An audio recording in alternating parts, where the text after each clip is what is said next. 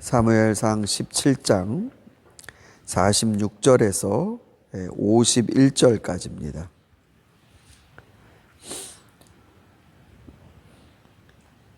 (46절에서) 51절 한 절씩 읽습니다.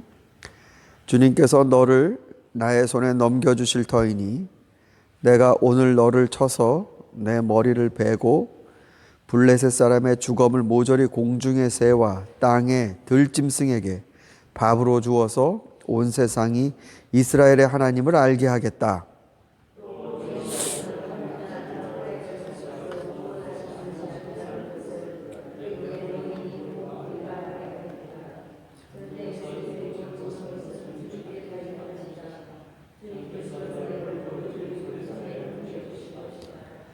드디어 그 블레셋 사람이 몸을 움직여 다윗에게 점점 가까이 다가오자 다윗은 재빠르게 그 블레셋 사람이 서 있는 대열 쪽으로 달려가면서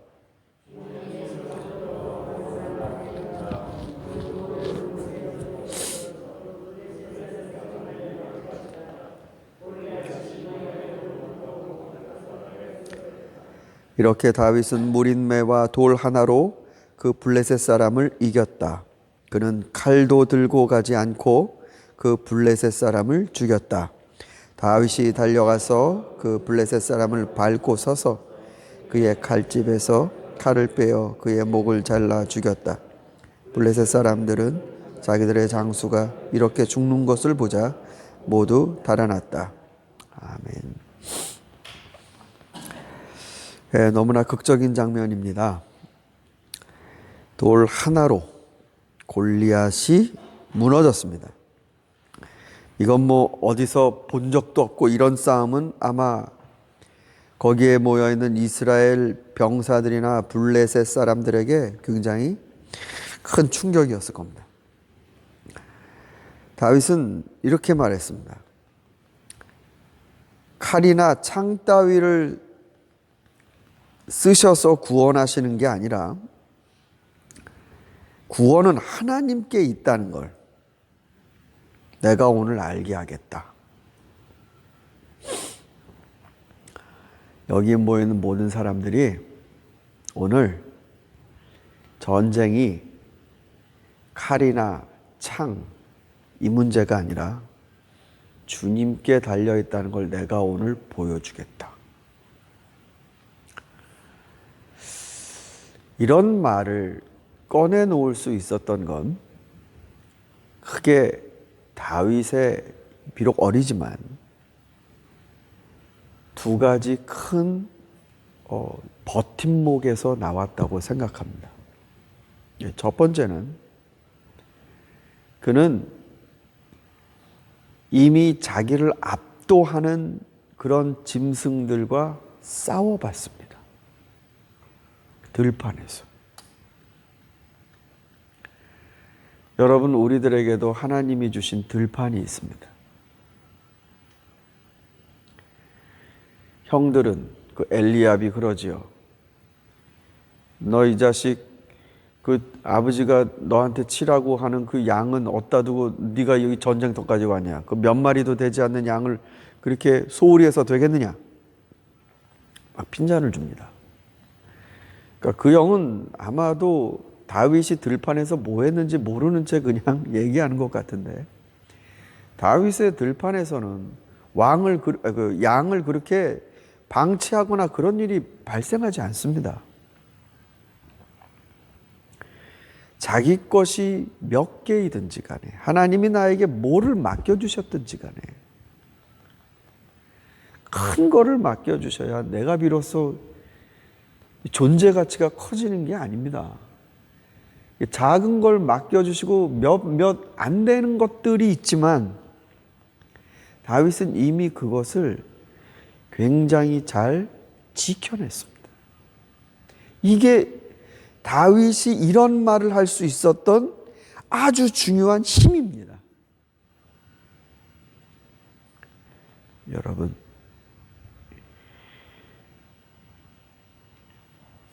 어떤 사람에게는 이 전쟁터가 그야말로 공포고 너무나 무서워서 바들바들 떠는 것밖에는 없는 그런 장소일 수 있지만 다윗에게는 이 전쟁은 하나님이 누군지 알려주는 신앙의 가르침의 장소가 됩니다. 우리들에게 맡겨주신 것, 여러분 그거를 정말 잘 지켜내려는 것, 그걸 위해 내가 이 날마다 지켜내야 되는 여기에서 내 힘을 다하는 모습, 이것이 이 위대한 승리의 선언의 버팀목입니다. 두 번째로는 아무리 그랬다 하더라도 다윗이 이런 말을 그런 양을 치는 자기 자신의 성실한 일에서 꺼내내긴 어렵습니다. 사무엘이 볼병에다 기름을 담아서 이새의 집에 갑니다. 아들들 다 불러오십시오. 근데 없어요. 하나님이 고르신 사람이. 막내까지 왔을 때 비로소 이 사람이구나. 기름을 붓는데 그때 주님의 영이 다윗에게 임해서 다윗이 그 주님의 영으로 감동이 되었다라고 말합니다. 감동이 되었다. 이거를 신비스럽게 신비주의 쪽으로도 해석할 수 있겠습니다. 뭔가 다른 사람이 못하는 정말 깊은 어떤 영적 세계를 체험하는 것? 그런데 제 생각에는요, 이건 아주 단순한 얘기 같습니다. 그때 하나님이 영이 임해서 다윗이 그때부터 감동되었다. 그 감동이라는 건 하나님의 정서와 다윗의 정서가 드디어 커넥션 되는 겁니다. 하나님은 기쁘신데 나는 슬퍼요. 하나님은 즐거워하시는데 나는 괴로워요. 내가 아무리 기도하고 찬양하고 예배하고 봉사한다고 하지만 하나님의 그 정서와 내 정서가 커넥션이 안 돼 있으면 하나님이 분노하시는 게 나는 별로 그렇게 화낼 일이 안 되게 됩니다. 하나님의 뜻을 찾고 하나님께도 기도하지만 정말로 교류하는 것, 정서. 하나님의 정서를 내가 같이 동감하는 것. 한 생명이 하나님께 회개하고 나오는 것에 대해 하나님은 너무 크게 기뻐하신다고 합니다. 근데 여러분 그렇게 기쁘세요? 한 사람이 하나님을 떠나는 일에 그렇게 마음 아파하십니다. 근데 그게 여러분 그렇게 여러분 마음이 아프세요? 공감. 사람과 사람 사이에도 같이 느껴주는 그 컴패션이라고 하죠.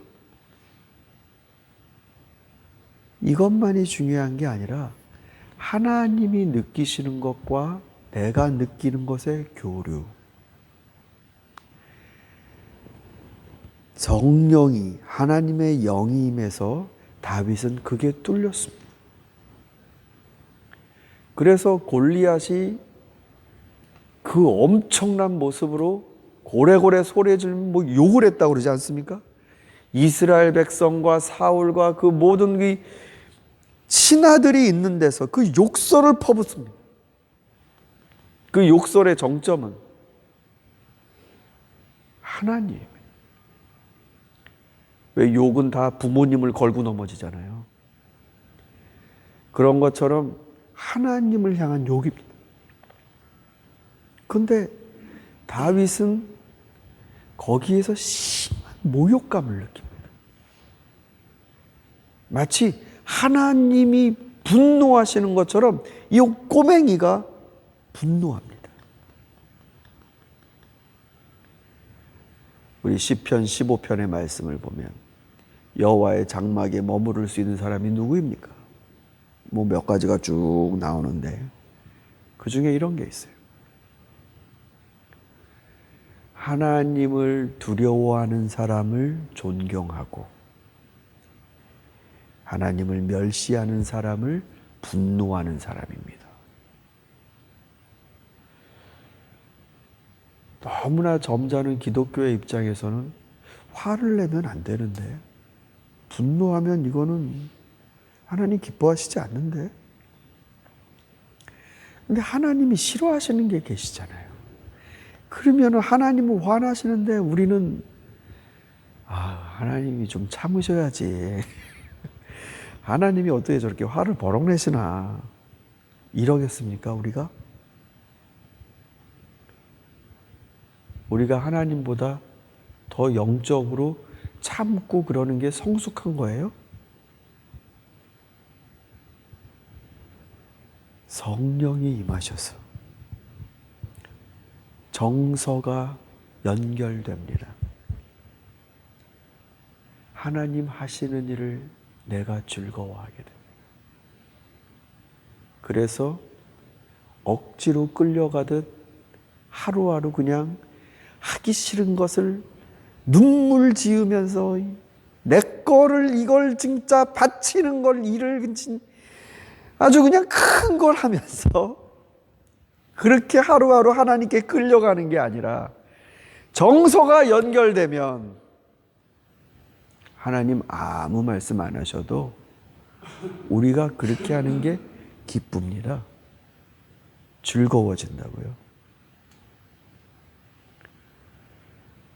그래서 결국 신앙의 정점은 정서입니다.